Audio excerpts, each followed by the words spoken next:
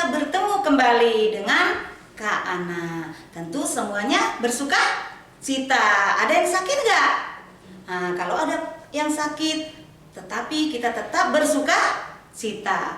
Nah, saya ajak adik-adik untuk kita berdoa dulu ya sebelum kita mau memuji menyembah Tuhan.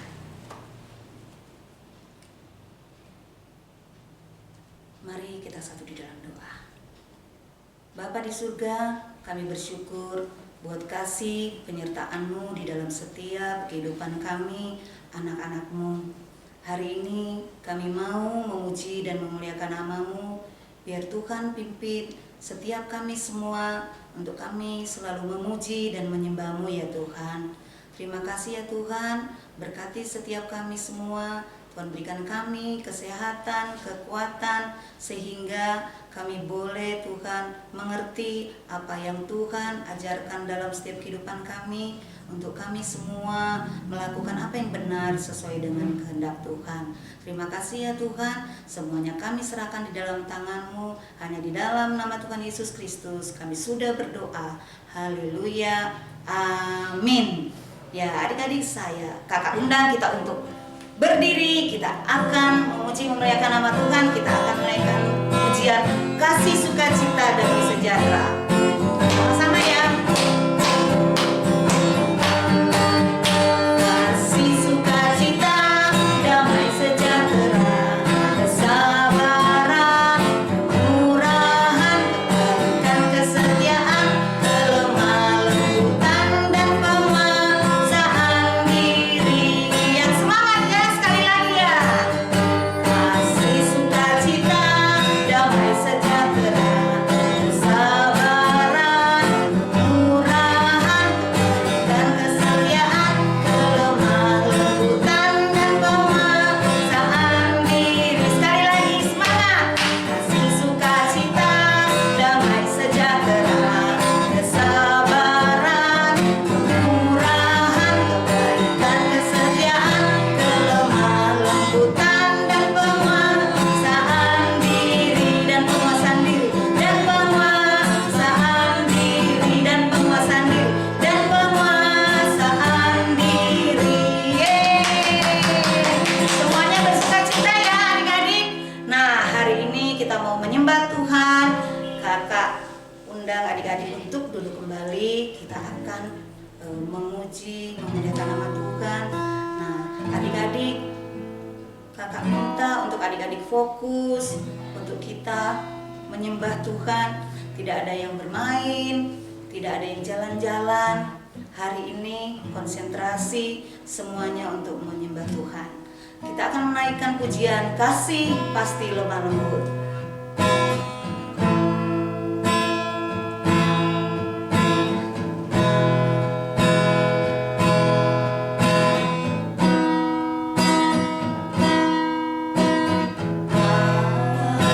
Kasih pasti lemah lembut, kasih pasti memaafkan.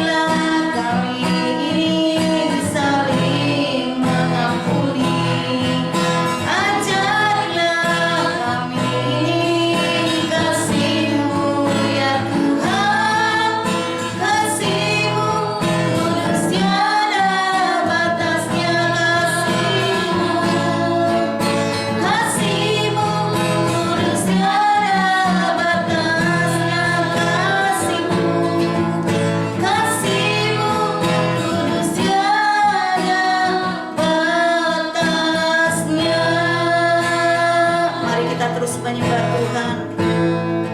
Haleluya Yesus.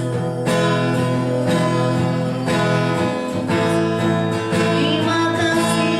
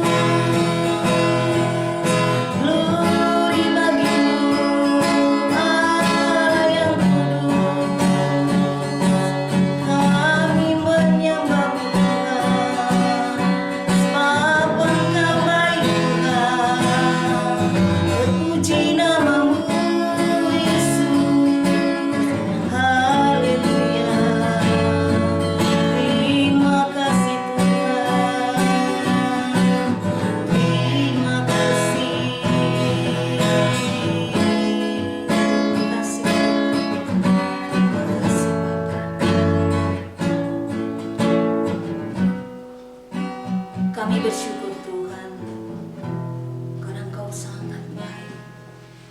Engkau menuntun, Engkau memelihara kami anak-anak-Mu ya Tuhan.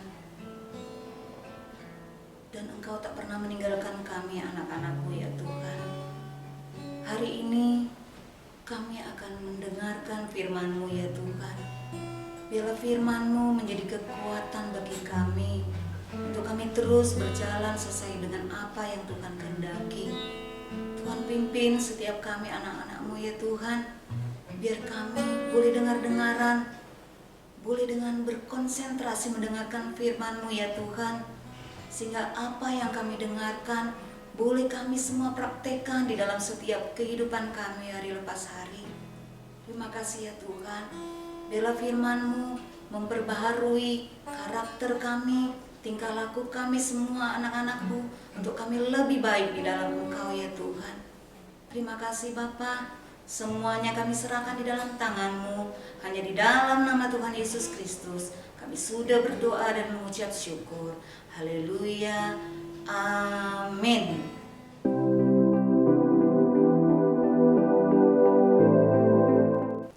Shalom adik-adik. Hari ini kita ketemu lagi ya dengan Kak Herlin.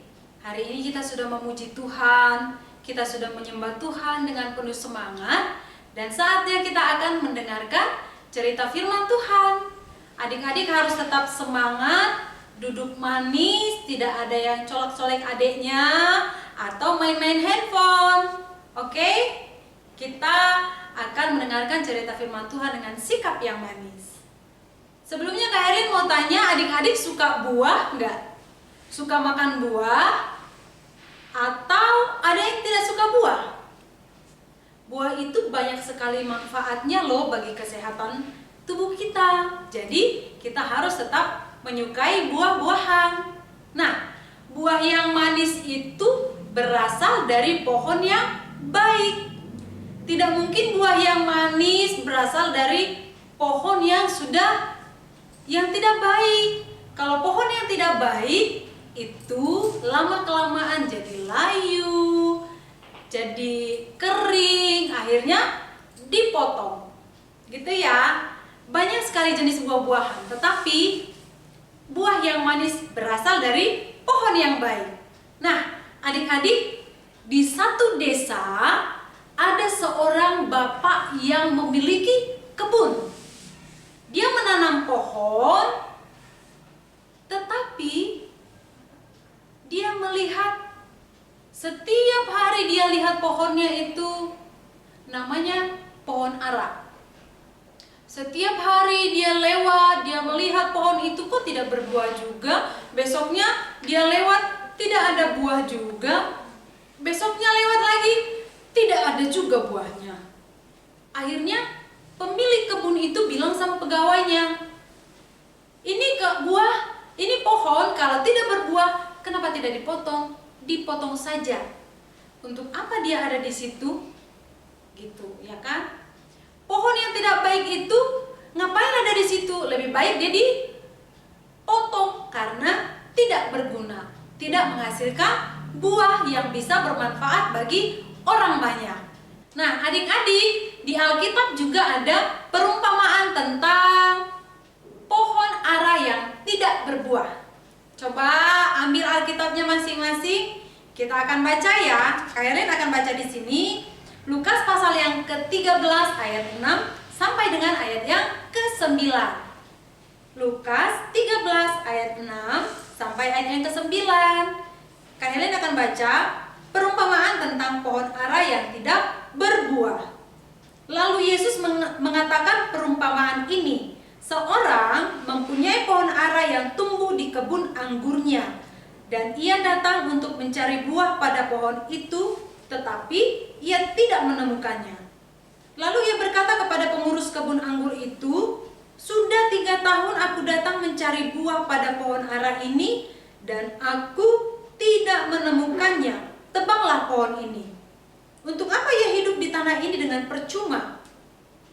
Jawab orang itu, "Tuan, biarkanlah dia tumbuh tahun ini lagi. Aku akan mencangkul tanah sekelilingnya dan memberi pupuk kepadanya. Mungkin tahun depan ia berbuah. Jika tidak, tebanglah ia." Nah, adik-adik, firman Tuhan ini, perumpamaan ini mau memberikan pelajaran kepada kita semua. Dan tema kita hari ini adalah aku mau berguna. Coba ikutin Kak Erlin ya. Aku mau berguna. Nah, hidup kita harus menjadi seperti pohon yang menghasilkan buah. Kalau pohon menghasilkan buah, misalnya nih, buah mangga berbuah, dipetik, dijual, dimakan orang, orangnya sehat, berguna nggak? Berguna.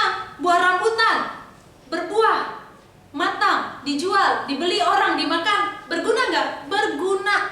Nah, hidup kita pun harus seperti pohon yang berbuah. Karena apa? Kita kan diberi pupuk, diberikan firman Tuhan untuk kita menghidupi roh kita, menghidupi hati kita setiap hari. Jadi kita pun harus menghasilkan buah. Nah, adik-adik, contoh kehidupan yang berguna itu seperti apa sih? Kalau di rumah, adik-adik sudah berguna belum buat mama, buat kakak, atau adiknya?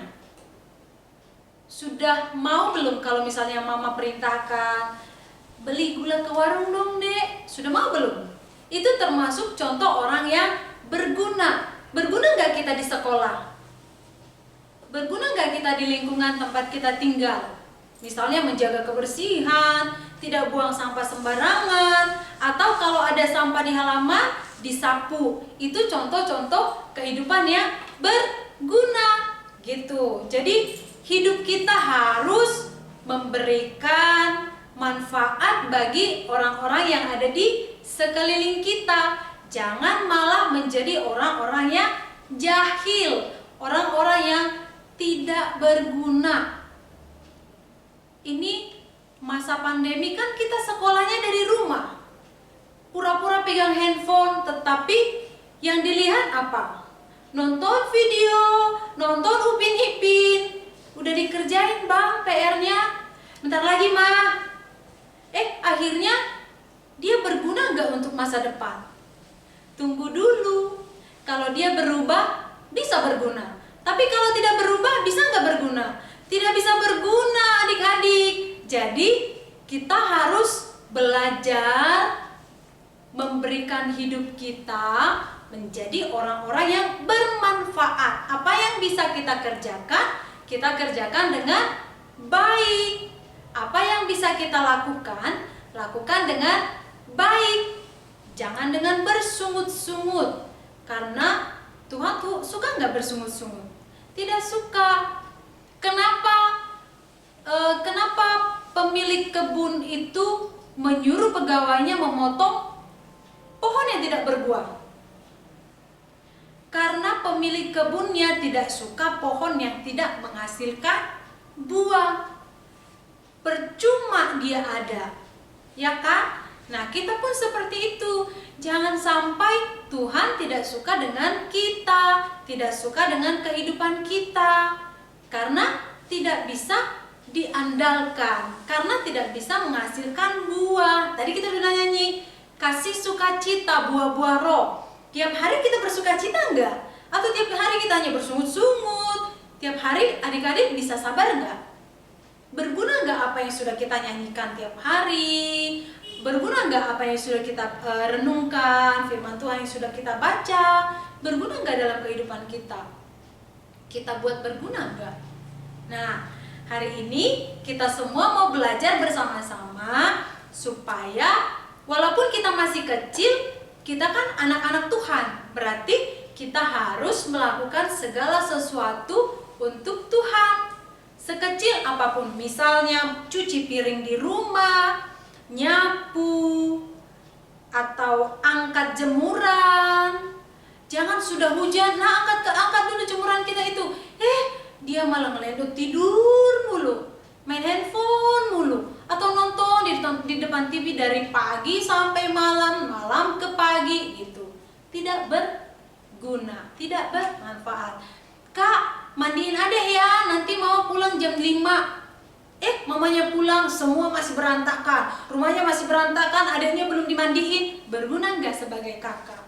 Tidak berguna. Nah, hari ini kita harus ingat bahwa firman Tuhan, perumpamaan ini sudah mengingatkan kita bahwa Tuhan tidak suka dengan orang yang tidak berbuah, tidak menghasilkan buah, tidak bermanfaat bagi orang lain. Kita setiap hari menghirup nafas, siapa yang berikan? Diberikan Tuhan kan? Karena itu kita manfaatkan setiap hidup untuk melakukan yang terbaik, menjadi berkat yang lebih kecil dari keluarga, jadi berkat bagi sahabat kita. Ada gunanya nggak sih aku berteman dengan, misalnya aku berteman dengan Morel, tapi ada nggak gunanya aku bagi Morel? Atau aku hanya membuat Morel itu menangis, jengkel? Kira-kira kita kalau seperti itu berguna nggak? Tidak berguna. Sebagai sahabat, kita harus tetap kompak, saling mengingatkan kalau ada misalnya yang salah, walaupun kita jarang ketemu sekarang ya, tetapi kalau ada komunikasi, diusahakan selalu berkomunikasi dengan baik. Oke adik-adik, itu firman Tuhan yang mengingatkan kita hari ini. Tetap semangat, kita harus menjadi orang-orang yang berguna. Sekarang kita buka Alkitab kita, ayat hafalan dari Yohanes pasal yang ke-15, ayat yang ke-16b. Kak Herlin bacakan ya. Yohanes 15 ayat 16b dikatakan seperti ini, ingat dan hafal ya. Dan aku telah menetapkan kamu supaya kamu pergi dan menghasilkan buah, dan buahmu itu tetap. Sekali lagi ya. Dan aku telah menetapkan kamu supaya kamu pergi dan menghasilkan buah, dan buahmu itu tetap. Nah, firman Tuhan mengingatkan kita lagi supaya kita berbuah.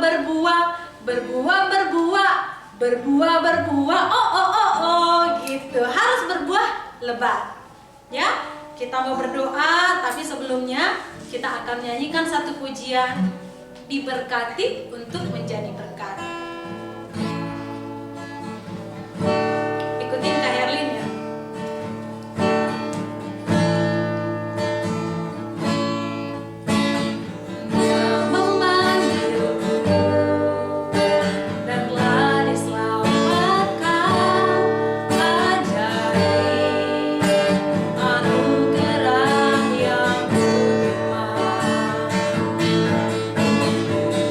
Memberi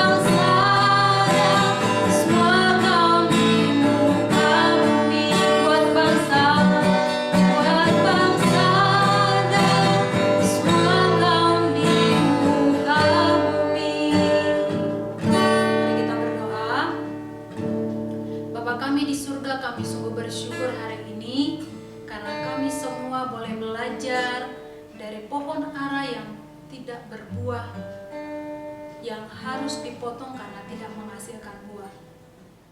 Kami mau belajar menjadi orang-orang yang berguna ya Bapa, menjadi anak-anak yang bermanfaat bagi siapapun orang yang ada di sekeliling kami, di keluarga kami, di tengah-tengah lingkungan bermain, di sekolah, bahkan untuk bangsa dan negara kami.